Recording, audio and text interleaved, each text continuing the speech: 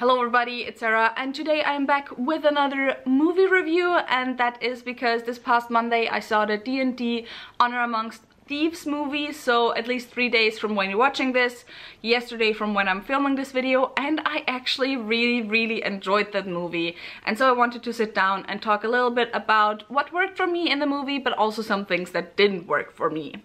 But as with all my adaptation type reviews, I'm not really sure if you can call this an adaptation, because obviously there's no original story that was adapted. It was just lore that was used from Dungeons and Dragons that, you know, came into this movie. But anyway, with any adaptation style review, I very much like to talk about my backgrounds with the original content matter first before going into my thoughts, just so you have a little bit of context of where my opinions come from. And with Dungeons and Dragons, basically my background is that I myself have never played D&D. I sadly have never played D&D. I really want to actually, but I just don't have any people in my surroundings that play D&D where I could join a campaign. And so I have personally never played D&D. However, I am obviously also pretty deep into internet fan spaces, so there's at least some surface level knowledge of D&D that I have, of, you know, the different classes, the different races, how D&D works generally speaking. So, you know, I have some surface level knowledge of D&D, enough to understand what's going on when people talk about D&D. However, I don't have any deeper knowledge of the lore of Dungeons and Dragons. And so yeah, with that out of the way, let's talk about my thoughts on the movie. And as I said, I just really enjoyed it. I think it's one of the rare movies that comes out now that's very much like popcorn cinema. So it's not like artsy, it's not indie, it's nothing along those lines. It's very much just pure entertainment that in and of itself isn't necessarily part of a bigger franchise already. I mean, obviously D&D is very established already, and we're seeing a lot more coming out in the realm of D&D or connected to D&D when it comes to podcasts, when it comes to series like Vox Machina and so on. But at the same time, you know, as a Hollywood blockbuster movie, this movie is not really part of a huge franchise already. It's not a reboot, it's not a remake. I mean, technically, I guess you could say but it's not really connected to it. Like, there was like 1 or 2 D&D movies back in the early 2000s. I saw the first of those, and I can just highly recommend it, actually. Like, the 2001 D&D movie is horrible. It's so bad, but it is so fun and so enjoyable.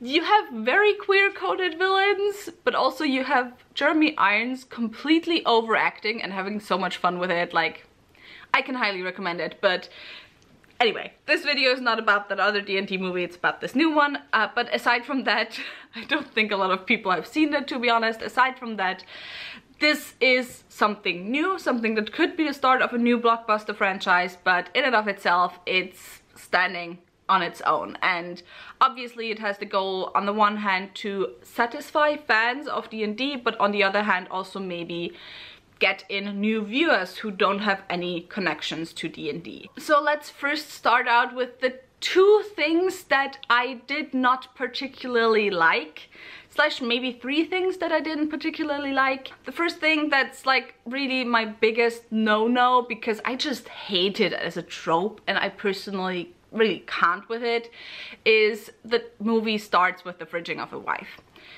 It's like not really made a big deal out of, but obviously our main character has to have a tragic backstory, and that tragic backstory is that his wife was killed. I don't think I really need to say anything more about that. I think fridging is just, it's an old trope, it's a lazy trope, and it's lazy storytelling. I don't like it. Then the second thing is that there is a little bit of a joke in one sequence of a movie where you have a fat dragon, and the fatness of the dragon kind of is the joke in and of itself.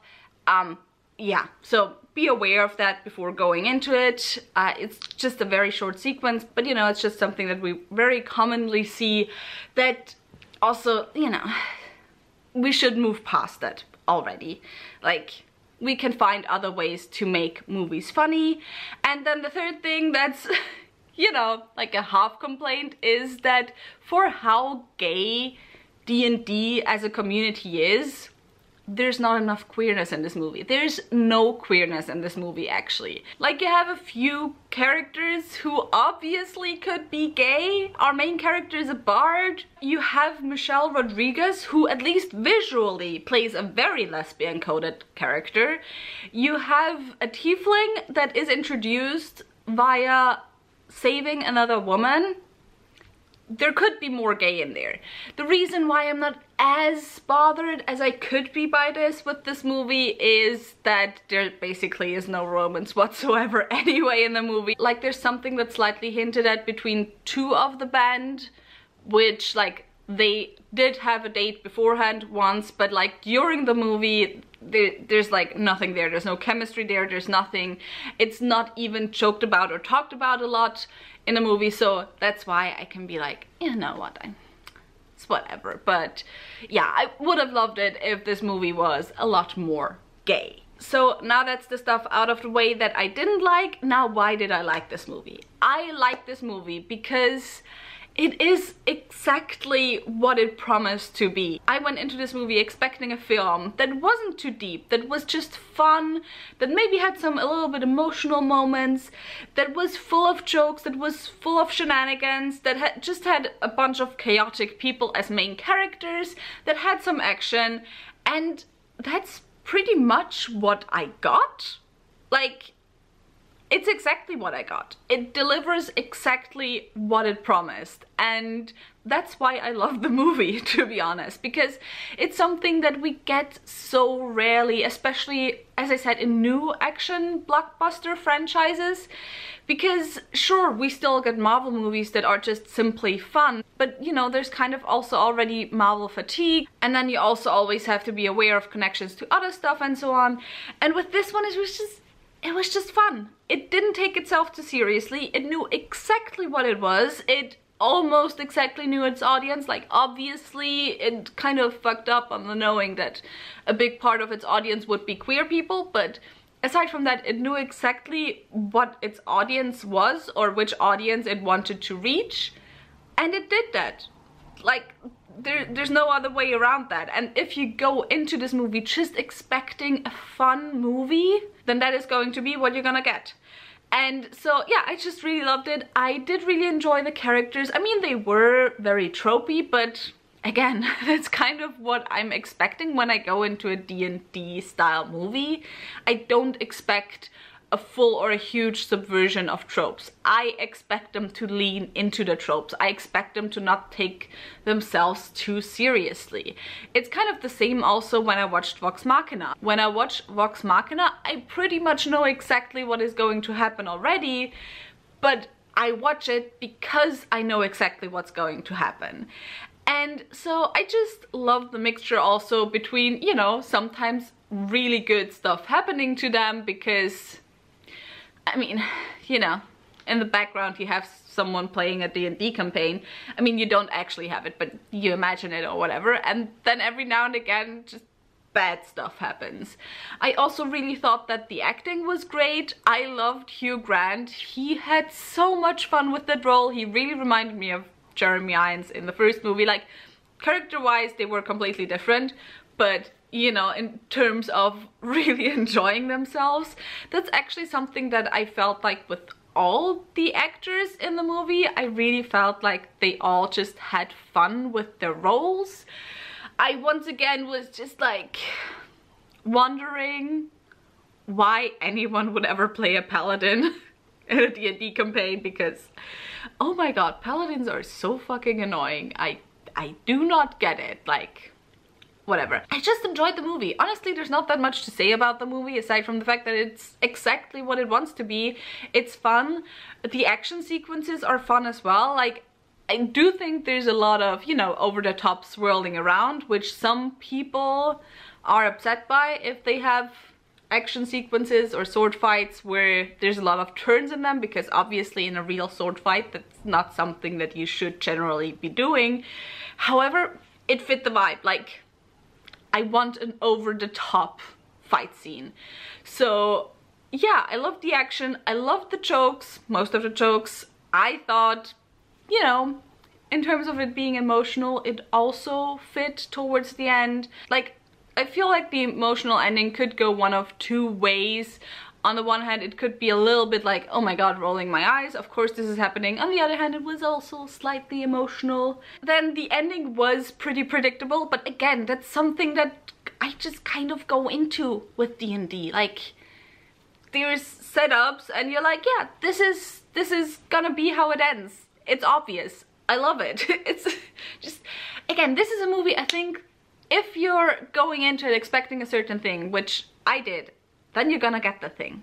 Like, if you expect a fun, kind of predictable movie that's just a good time, you're gonna get it.